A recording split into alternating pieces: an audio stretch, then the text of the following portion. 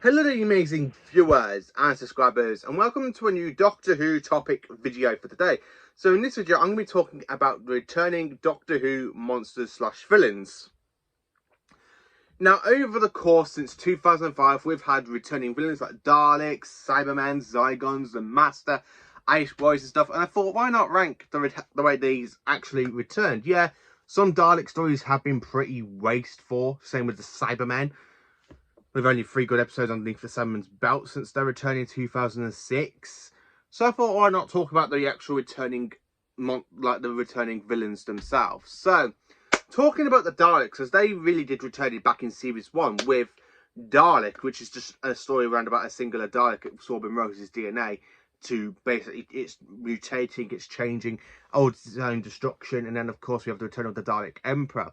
So if I was going to say how I rank the return of the Daleks, I have to admit it was a bang out 10 out of 10 because I really do like the Daleks' return in Series 1. I do like Dalek and I do like Parting of the Ways and Bad Wolf. I really do like the Daleks. I like the return of the Dalek Emperor in the Parting of the Ways. So I really do it. So I have to rank it as 10 out of 10. It's such a shame when we get to Doomsday, it's still 10 out of 10. But then again, when we literally get into Series 3, I really think Daleks in Manhattan and Evolution of Daleks really do drop. Then, of course, it goes really back up in the finale for Series 4 in the Stone Earth and Journey's End. Victory of the Daleks is still up. Then, of course, we go to Summon of the Daleks, Into a Dalek, and then the Dalek 2-part of Capaldi. And I just think it literally drops until the Jodie Whittaker era when we get Resolution. When that goes back up, then you've got Revolution of the Daleks back up, and then Eve of the Daleks, which is even more up. That's how I really think the Daleks have had so many bad stories in New Who under their belt. And they've had some good ones as well. Don't get me wrong. Dalek, Bad Wolf, Parting of the Ways, Doomsday, the Stone Earth Journey's End, and of course, you know, Victory of the Daleks. I quite enjoy that one. Then, of course, we go Revolution of the Daleks, and Eve of the Daleks. You've got 10 great stories for the Daleks' return. Talking about the next big Doctor Who villain to return is, of course, the Cybermen. Now, I really do think the Cybermen have had, what, I'm sorry to say this, but 3 good outings in Rise of the Cybermen, Age of Steel, Army of Ghosts, and Doomsday was quite good. So that's another 2-parter, so that's 2. And then, of course, we jump into Ascension of the Cybermen. So really, 3 great episodes for the Cybermen, and they really drop off after, by the time we get to the next Doctor, I really think they lost that greatness from Series 2. I really do, until Resolution of the Cybermen. But there again, though, talking about that, I mean, I do quite like World Nothing Time and the Doctor Falls. So yeah, 4 good outings, technically. Even though World Nothing Time and the Doctor Falls is basically classed as a master episode, because the Cybermen are literally just pushed to the side a bit. So yeah, I really quite enjoyed those stories for the Cybermen. But it's such a shame that we go to, what, like the next Doctor, Closing Time, Nightmare in Silver, then of course that crappy wooden Cybermen in the Time of the Doctor, Deep Breath and Dark Water, who was building up so much until it was just a reveal. It's an army for the Doctor from Misty. Yeah, the Cybermen haven't had so many great stories in New Who, and I really think they did need a bit of a break. So the next villain that actually returned to Doctor Who was, of course, the Macra in Gridlock. And when I first watched Doctor Who, the Macra Terror on the animation back in 2019 when it came out, I thought the Macra was brilliant. But then luckily on the Blu-ray they actually added Gridlock, and then I was like thinking to myself, the Macra's lost way so much potential. I mean, literally from these giant crabs that are really brainy, taking over the colony until the Doctor interferes, for them to evolve into just really savage beasts, smashing up cars and feeding off the remains of those cars. It's like, New Who, you've lost so much potential to the Macra, I really think. And I have to say, if I was going to rank their return, it's a 1 out of 10. It's not good. Honestly, it's not good. Carry on with Series 3. Now we have the return of the Master. Yes, the Master has had quite a few returns in New Who. I mean, we have Utopia, then Sounds of the Drums for John Sims' Master. Then we have Michelle Gormas's Master and Sasha Dhawan's Master. So really, we've had like 4 Masters in New Who, starting with Derek Jacobi, then John Sim, then Michelle Gormas, and then, you know, the current Master played by Sasha Dhawan. So how do I rank the actual return of the Master? 10 out of 10. I mean, I like the ending where we didn't know he was a Time Lord. We didn't even know it was the Master until he opens up the fob watch. And of course we do hear bits of anti-alien stuff. So, open me, you human fool. Open the light and summon me. And he goes, destroy him, and you will give your power to me. And I really do hear Anthony Ainley's like laugh going, I really like the way that was done.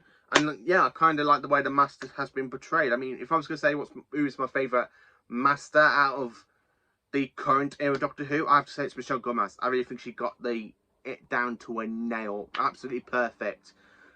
I really think she was the best incarnation of Master for New Who at the moment. Honestly, she is. Then after the Master, we go to the return of the Santarans. And to be honest with you, out of their outings, I only like two of their stories. Like the two-part story, which is the Santaran Experiment and Poison Sky. And then the return of the Santarans in Doctor Who Phlox. Literally, that is the two best outings for the Santarans in modern Who. I mean, they literally turned into a bit of a joke in the Moffat era. Not looking at Strax, because Strax is totally different. I mean, when we see them like cameo in the Pandorica opens there with the gun saying, "No, we're here to save the universe from you." And then, of course, we got that stupid little ridiculous scene in the Time of the Doctor where they're literally just there walking around and goes, "I think our cloaking device has failed. I can't see it." Yeah. I'm sorry, but they really did turn into a joke in the Moffat era. But thank God for Chris Chibnall and Russell T Davies, who's got the Santarans spot on. And definitely to Chris Chibnall, because I like how the fact they've gone back to the classic design of the Santarans in Flux. It looks so much better than the blue short ones in the Russell T Davies era. Then the return of Davros in Series 4. Now, Davros returned since 1988. That was his last story in, as you probably can tell, in Remembrance of the Daleks. So with Davros' return, it's a 10 out of 10. I absolutely liked it. I mean, I wasn't expecting Davros to return until we hear his voice going, "Supreme Dalek, is there news of him? But the abomination is insane." And he goes, "So respect without Dalek kind, no, this would be impossible." And then, of course, I really think they ruined Davros' return in Series 9 by making him kind of like dying. It was all a trick to get the Doctor's regeneration, which is something Davros should have done. I mean, I would have loved it if it was just a Davros and Doctor story, not just Davros and the Daleks being in it. I wish the Daleks weren't in it. I would love to see the Davros trick the Doctor to get the regeneration energy for a whole new plot. That's the whole thing. I really think that could have been so much better. Jumping into Series 5, the return villains for Series 5 was, of course, the Cylorians. Now, the Cylorians was introduced back in 1970 in Season 7 story, aka Doctor Who and the Cylorians. And this one, for me, I have to say, it's a 5 out of 10 return. I don't like it. I mean, they lose so much of the reptilia design they had back in the 70s, even in the 80s in Warriors of the Deep. They had so much potential, so much goodness, and then when they returned, they looked a bit, instead of looking like proper Cylorians, they looked more like humans, but reptilia. And that's the whole thing. The Cylorians weren't proper human reptilia creatures. I mean, when you look at their design in Classic Who and compare it to New Who, I really hate this design. I wish they brought back the classic design from the 70s, and I just don't like it. I'm sorry to say this, but this is a 5 out of 10. No returning villains in Series 6. Series 7, we don't get one returning villain. We literally get shoved 4 in our faces, 3 or 4 in our faces. So, talking about Series 7. So, the first biggest return we had was the return of the Great Intelligence since 1968 in The Web of Fear. And it's brilliant. I like the way you have Sir Ian McGuckin as the actual voice of Great Intelligence. Richard Grant as Dr. Sylvian is brilliant. Then when he becomes the Great Intelligence, literally using Sylvian's face in The Name of the Doctor, and of course in that little scene of the Bell St. John. I think that's absolutely brilliant. And the fact is that to go from the Abominable Snowman for Troughton and going to the Snowman for Matt Smith, then with Matt Smith's Doctor literally saying to the Great Intelligence about the London Underground being the greatest way to invade, literally gives them the idea to invade in Doctor Who and, of course, in The Web of Fear. There again, though, we do have some other good stuff, like in The Name of the Doctor, where he literally rips his face off and another Whisper Man walks through. So yeah, the return of the Great Intelligence is a 10 out of 10. Quite enjoyed it. The next return was, of course, the Ice Warriors. So the Ice Warriors return was absolutely brilliant. I like the way we have General Skaldeck and the Doctor threatening to blow up the sub. Then, of course, they returned in the Peter Capaldi story in Empress and Empress of Mars.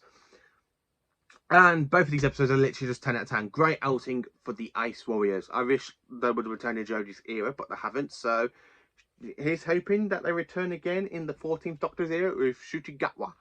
The next returning villain was, of course, the Saigons. In the 50th anniversary Day of the Doctor, now the Saigons returned, well, were basically introduced in 1975 in Doctor Who, Terror of the Saigons, which is another superb story, absolutely fantastic, working through. Then, of course, we jump into the next follow-on story for them, which is the Saigon Invasions, for that.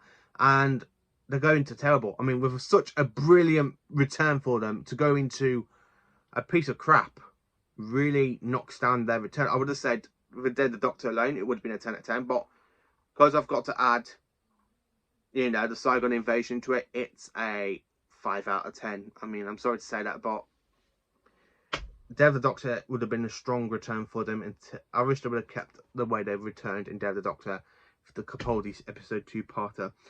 And then again, we jump into the final return for classic Doctor Who monsters. It is the Sea Devils in this year's Legends of the Sea Devils.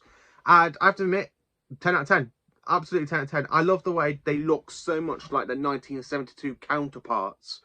I really like the way how they look. And yeah, okay, they got like swords and stuff, not the guns that we see in the Sea Devils. But this is like 100 years before the Third Doctor encounters them, so you know, kind of cool idea. I do like the design of the Sea Devils. I love the fact, literally, I love the way how they kept it so close to the 1972's design. Absolutely brilliant. And for their return, it's 10 out of 10. So am I hoping that we get more returning Doctor Who monsters in the future with Russell T Davies coming back? Yes, I really do hope so. Honestly, I really do hope so, because I would love to see the return of some 60s monsters, like the return of the Great Intelligence after Clara jumped to the Doctor's time stream. I would like to see the Great Intelligence somehow survived and planned another revenge on the Doctor and used the robot Yetis yet again. I would like to see that happen. I would also like to see the return of the Black Guardian, and I'd like to see the return of quite a few other Doctor Who monsters. So, how do you rank each of the Doctor Who's returning monsters since Classic Who into New Who? Let me know in the comments. Please do like, subscribe, share, and join for more awesome Doctor Who content. Have a cracking day.